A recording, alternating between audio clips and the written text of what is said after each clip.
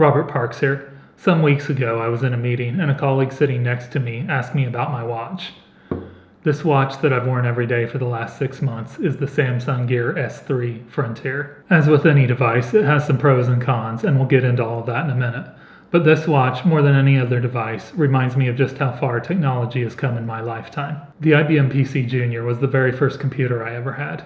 It came out in 1984 for $1,269 and featured a 4.77 MHz processor, 128 KB of RAM, and a 5¼ inch 360K floppy drive. I later got a 300 bit per second modem that I used to connect to bulletin boards, which predated the World Wide Web as we think of it today. This was literally the first piece of technology that I learned to use effectively. Fast forward to today, the Samsung Gear S3 Frontier has a dual-core 1 GHz processor, 768 megabytes of RAM, and 4 gigabytes of storage. Connectivity options include 802.11b G and N, Bluetooth 4.2, and my model came with LTE for mobile data and phone calls. I bought mine directly from AT&T for $349 in the fall of 2016. My watch that I purchased in 2016 is 209 times faster than my first desktop computer. It has 6,143 times as much RAM. It stores the equivalent of 11,650 of those 5¼ inch floppy disks, and it can transfer data more than 1,500 times as fast as that modem that I added to my PC Junior. The watch display also has a slightly higher pixel count than that original desktop monitor, and all at a cost, when adjusted for inflation, of 1/8 as much. My 10-year-old self wouldn't believe that this was possible.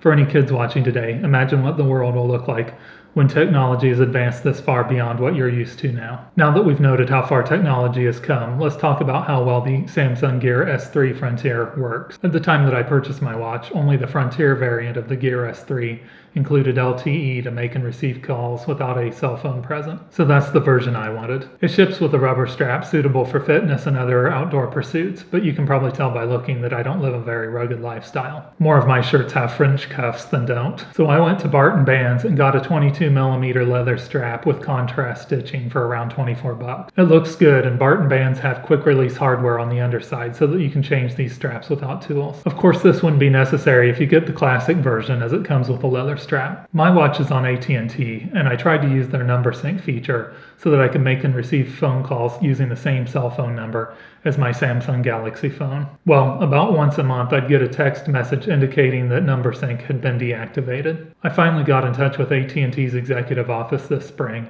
and was told that there's a known bug with number sync affecting the Gear S2 and S3, and that AT&T hadn't figured it out yet. Ultimately, I just gave up on number sync and don't use it. In truth, I barely ever make phone calls on my watch, except to show people that I can, but I still like having the capability. Moving on, this watch measures everything. Steps, the number of stairs you've climbed, even your heart rate. But every few days, the step counter will stop working and you have to cycle the power on the watch in order to get it to start up again. If you really care about measuring steps, cycle the power every time you take it off the charger. This watch has a lot of customization, of course. You can change your watch face every time you change your mood. You can even order an Uber ride directly from your watch. If we assume that the number one feature of a watch is telling time, then the Gear S3 with LTE connectivity is better than any other watch, even a Rolex or Breitling. And here's why. The time is synced from the local cellular network, so you never need to set it. And it's always going to be more accurate than any mechanical, automatic, or quartz watch. On the downside, you have to put your watch in airplane mode every time you get on a plane. Battery life is good, but you'll definitely want to put it on the charger when you go to bed. The one time I did, I don't think I made it all the way through the next day. So what's my final take on the Samsung Gear S3 Frontier? At $349, it's the most expensive watch I've ever had.